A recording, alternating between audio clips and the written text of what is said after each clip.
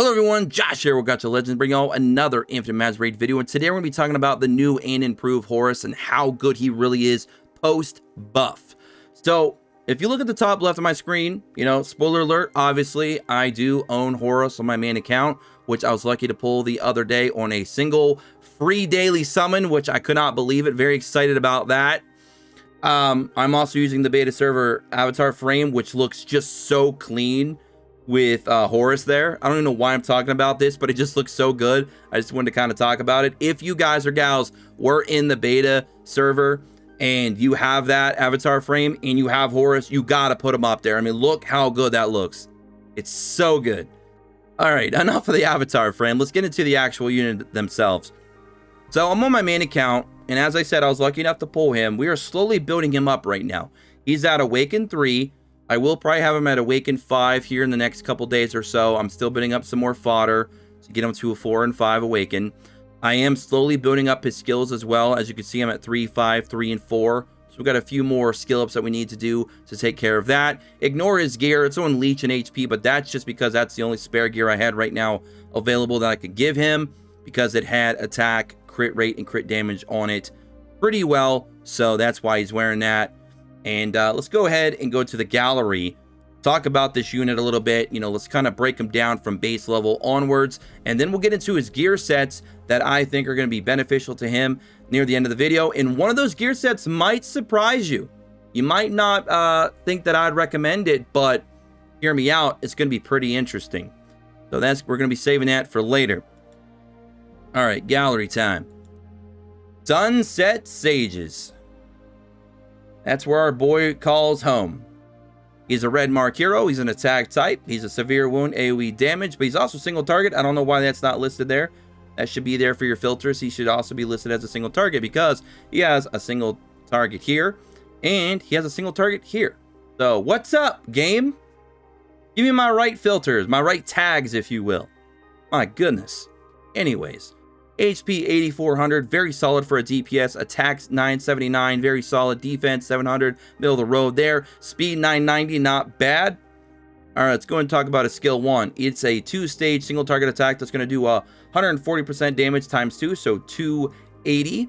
Very, very good. It's going to also inflict inferior severe wound for targets that have below 50% after damage is dealt. Now, I love that it's after damage is dealt and not before.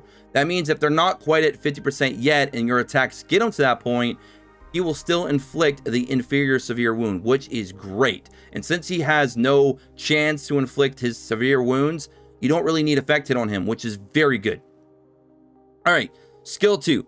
Now, this skill could be somewhat busted depending on the situation. This is what I like to call the garbage skill. And I don't mean that the skill is bad. It's just he's going to be taking out the trash. This is the garbage man right here. This is the dumpster.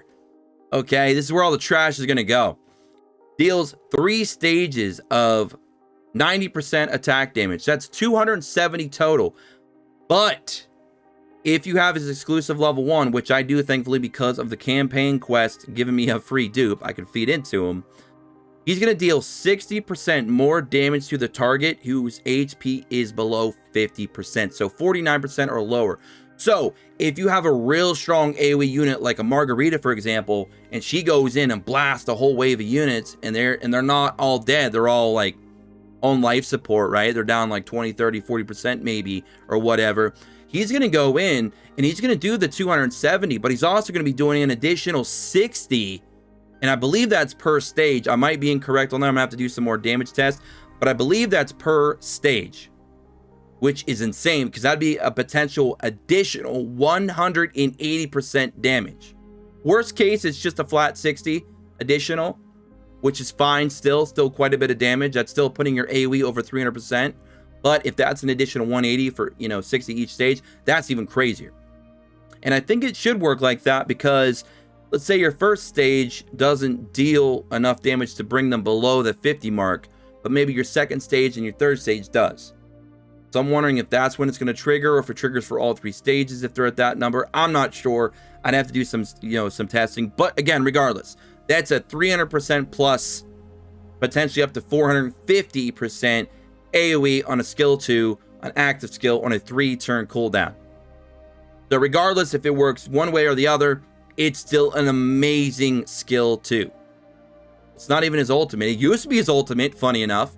Now it's a skill too. So that just goes to show how good of a buff Horus got when his ultimate is now his active skill.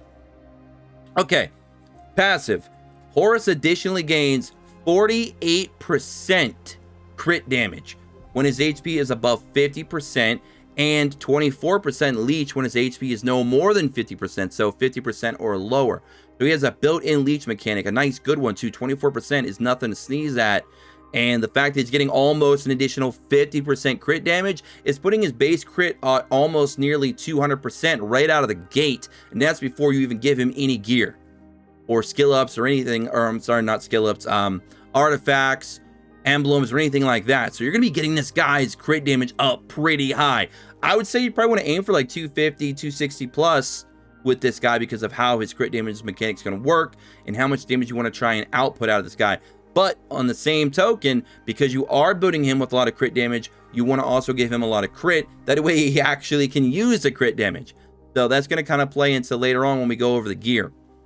Exclusive level 2, Horus will pursue and attack the target one time if their HP is below 30% after taking direct damage.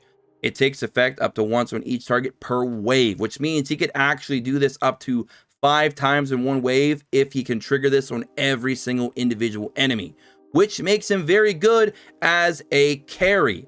Yes, this guy can be a carry now. He could be a DPS carry, not maybe to the same level of like some of the stronger counterattack units maybe, but still being able to utilize that's going to be a lot of good wave clearing. The skill 2 obviously going to be a nice wave clearing skill. His ultimate's going to do a lot of single target damage, and yeah, he's just going to be and with the built-in leech as well.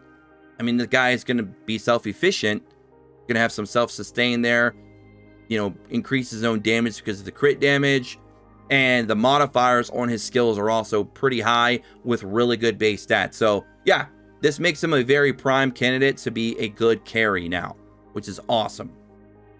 Okay, ultimate. Man, this ultimate is crazy, and it gets really crazy when you get his exclusive level 3. Deals 580% attack damage to a single enemy and inflicts severe wound. That's the big one. That's the one that kind of, you know, just mitigates 80% of healing, which is insane on them for 2 turns. The lower the target's HP is, the higher the damage the skill deals, up to 870%. 870% at base if you're hitting an enemy that has very low HP. He's just going to go in and just snipe something, man. But that's not it. At level 2, 3, and 4, he gains an additional 120% minimum. And then he can get a maximum of 180. So this skill in the right situation can deal over 1000% damage. And he's going to already have a ton of crit damage because of the way his skill sets are, you know, set up. And he's also going to have built-in leech. So if he's kind of lower, if he's under that 50% threshold, and he goes in there and he nukes with that, you know, with that ultimate, he's going to be gaining a lot of HP back. You know, 24% of that damage is going to be massive. So yeah, he's going to be doing some big damage here on his ult, and that's not even it as well. Exclusive level 3, add an additional 35 piercing rate, 35%. That's basically a defense down, because he's going to be ignoring 35% of defense with that. That's insane. And remove shield from the target before dealing damage, which is very important, because removing the shield before he does the damage means he's not getting any additional damage mitigation done to himself by the shields initially, even though he's going to be removing them after. Since he's removing them before, that gets completely canceled out. He don't have to deal with any of that, you know, that mitigation. The damage is fully going through, and he's going to ignore 35% defense on top of that. And he's going to be doing these big numbers and inflicting severe wound. That ultimate is stacked. That is a very, very good ultimate. Holy crap. This guy is amazing. So he's going to be good on all types of content. He's going to be great in Tower of Mark. He's going to be good in the Abyss. He's going to be good in story mode. He's going to be good paired up with another strong DPS, either a single target like a Lucifer, for example, or a nice AoE like a Margarita. He's going to be doing a lot of crazy things. He's a great cleanup unit. He could be a great carry unit. He's going to be a good nuker, single target in AoE. I mean, he's got a lot of potential here to be a really strong DPS for your team. So very, very good stuff there. Not to mention he's got really decent base stats to go along with it, which means that, you know, when you start gearing him up and building him up, everything is going to scale very nicely for you. Very good stuff. I can't really praise him much more than that. He's awesome. But last but not least, how do you gear this guy up? Well, funny enough, my top 2 sets for him, my first top set, what I would say, is Slay set. Because you're going to be getting that crit rate and that crit damage. You're going to be getting 20% from that, 30% crit damage. And then, of course, you're going to be using, you know, all your other gear. You're going to be using the Sanctuary. You're going to be using your talent. You're going to be using all those resources that you already have available to try and get his crit rate as high as possible. Probably somewhere between 60 and 70%, I would think, would be pretty ideal for a lot of you out there. If you're on more of a whale side and you get all that good 6-star gear and 6-star artifacts, I'd say aim for probably 80 to 90% plus crit rate. So that's what I would do personally. But a lot of you are probably thinking, okay, he's probably going to say, you know, maybe check out the wild set or maybe even check out the bloodthirsty set. You know, both those aren't bad options. Those would probably be like my 3 and 4. But this would be my second best choice. Fearless set. And you're probably all thinking, what are you talking about, bro? Are you a mad lad? Mastery plus 20% is going to do nothing for him. And you know what? You're right. However, he's still getting 30% crit rate, 20% leech, and if that's not enough for you, the Fearless set, Tough set, and First Aid set have higher than normal substat percentages. Those percentages are very, very high because these are 3 specialized gear, as I call them. They're kind of like the 3rd level, right? Like I would say your normal gear that you can get from the dungeons, those would be like SR gear, right? And then the Slay set all the way down to be like your SSR gear.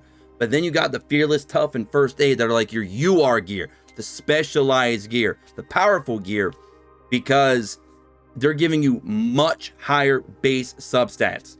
So yeah, the Mastery 40% is going to be completely useless to you, but 30% crit rate, 20% leech, and higher substats are going to help you achieve a better crit rate, crit damage, attack percentage, you know, those nice stats that you're aiming for on your substats. So it's not a bad option to go with, but you're not gaining as much crit damage from the main stats, unfortunately, because that's not an option. That's why I still consider Slay set my favorite, but Fearless set is a strong contender for number 2. So that is my gear setup for Horus. Let me know what you guys and gals think in the comment section below. What do you think about the new Horus changes? Are you using him yourself? Are you trying to pull him? Have you pulled him? Hope you have. Let me know all that and more in the comment section below. Don't forget to subscribe, tick notifications, join me in the Discord in the description below as always, and go ahead and like today's video if you guys want to see more from me here on the channel covering this game, doing videos like this, which I love to do. I love breaking down units. It's a lot of fun. It's very exciting, especially if you have the unit yourself and you can build them up like I am right now with my Horus. So cannot wait to maybe showcase him later on, maxed out with some optimal gear, hopefully very, very soon. And that's going to be it for me, obviously. And I'll catch you all on the next one. Until then, peace.